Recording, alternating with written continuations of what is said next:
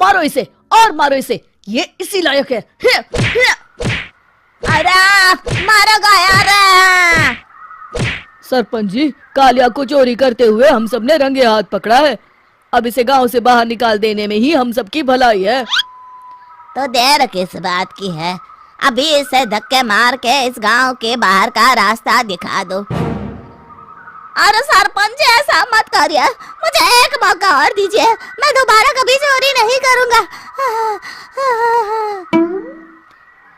लेकिन गांव वाले उसकी एक नहीं सुनते और उसे मार मार के गांव की सीमा के बाहर निकाल देते हैं। हाय, मेरी कमर दर्द के मारे मेरी जान निकली जा रही है। कमबख्तों ने जम के धुलाई की है मेरी। अरे भगवान करे इनके गांव में भूचाल आ जाए, धरती फट जाए और सब गांव वाले उसमें समा जाए। चलते चलते कालिया जंगल में पहुंच जाता है। उसे वहां एक प्रयोगशाला दिखाई देती है।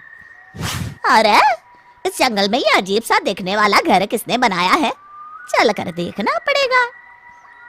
कालिया प्रयोगशाला के पास चला जाता है। दो वैज्ञानिक प्रयोगशाला में बातें कर रहे होते हैं। बधाई हो डॉक्टर चमन, आखिरकार हम दोनों ने मिलकर एक ऐसी घड़ी का आविष्कार कर लिया है जिसे पहनकर कोई भी इंसान गायब हो सकता है। हाँ हाँ, तुमने बिल्कुल सही कहा डॉक्टर जर्माटो। अब कल सुबह ही हम इस जंगल से निकल जाएंगे, लेकिन उससे पहले आज रात के खाने का बंदोबस्त करते हैं। हाँ हाँ, मुझे तो बड़ी जोरों से भूख लगी है, चलो चलते हैं। दोनों वैज्ञानिक वहां से चले जाते हैं। उनके जाते ही कालिया प्रयोगशाला में दाखिल होता है। अच्छा तो ये बात है।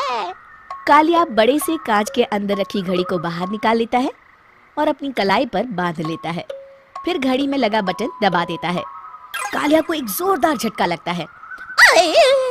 कालिया अपने आप को आईने में देखता है तो उसका पूरा शरीर पूरी तरह से गायब हो चुका होता है। अब तो जो चाहे वो कर सकता हूँ।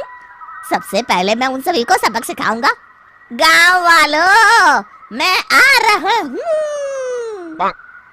कालिया गांव की ओर चल पड़ता है। थोड़ी देर के बाद दोनों वैज्ञानिक वहां आते हैं। अरे ये क्या, लगता है कोई हमारी घड़ी चुरा कर ले गया है। ये देखो पैरों के निशान।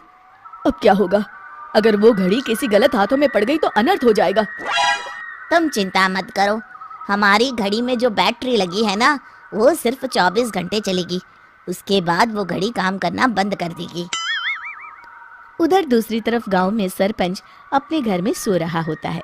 तभी एक आहट से उसकी नींद खुल जाती है। अरे कौन है वहाँ?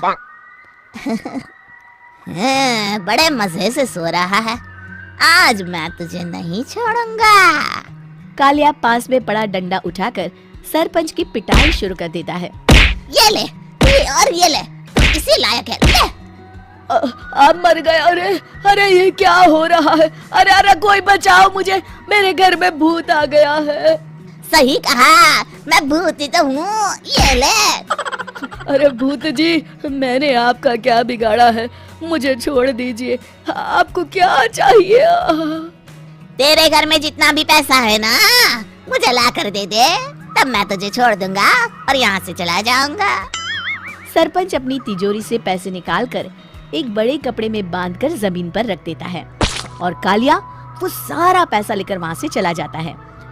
दूसरी तरफ जमींदार गांव के चौराहे पर खड़ा कुछ लोगों से बात कर रहा होता है। इस कमीने जमींदार ने भी मुझे बहुत पीटा था, इससे भी बदला लेना तो बनता है। हाँ? जमींदार अचानक अपने आप को चांटे मारने लगता है। अरे भाई ये क्या हो रहा है? जमींदार साहब अब ठीक तो है ना? अरे मुझे नहीं पता भाई। अरे मर गए रे, ये तो पक्का किसी भूत प्रेत का काम है। जमींदार के अंदर कोई भूत आ गया है, इससे पहले कि ये हमारे अंदर आ जाए। मनोहर भाई, अपनी जान बचानी है तो भागो यहाँ से। ये क्या? अरे बाप रे बाप, मुझे तो भूतों से बड़ा डर लगता है, मैं तो चला यहाँ से। अगली सुबह इस घटना से पूरे गांव में दहशत फैल जाती है। सभी गांव वाले आपस में बात करने लगते हैं। अरे भाई, पता नहीं कहां से हमारे गांव में एक भूत आ गया है। उसने कल रात को सरपंच और जमींदार की खूब पिटाई की और उनके सारे पैसे भी लेकर चला गया। हाँ भाई हाँ, ये भूत तो मुझे बड़ा अजीब लगता है। मेरी समझ में नहीं आता कि भूत उन पैसों का करेगा क्या। अरे तेल में पकोड़े बना के तलेगा बेवकूफ। इस बात की चिंता करके कहीं वो भूत हमारे घर में ना आ जाए। तुम बिल्कुल सही कह रहे हो आर्या, मैं भी इसी बात से घबरा रहा हूँ। अच्छा, अब मैं अपने घर जा रहा हूँ, तुम सब भी अपने अपने घर चले जाओ, उस भूत का कोई भरोसा नहीं है। हाँ। तीनों वहां से चले जाते हैं। दूसरी तरफ कालिया सारे पैसों को एक खंडर में छुपा देता है। इतने सारे रुपए तो मैंने अपनी पूरी जिंदगी में एक साथ कभी नहीं देखे। इस तरह कुछ दिनों में मैं अमीर बन जाऊंगा। आज मैं उस मोटे बब्बन को अपना शिकार बनाऊंगा। सुना है दहेज में बहुत सारे पैसे और गहने मिले हैं उसे। रात होते ही कालिया बब्बन के घर में घुस जाता है। हाँ, मिल गई तिजोरी। अब जल्दी से इसे खोलकर सारे पैसे निकाल लेता हूँ। अरे खुल जा खुल जा।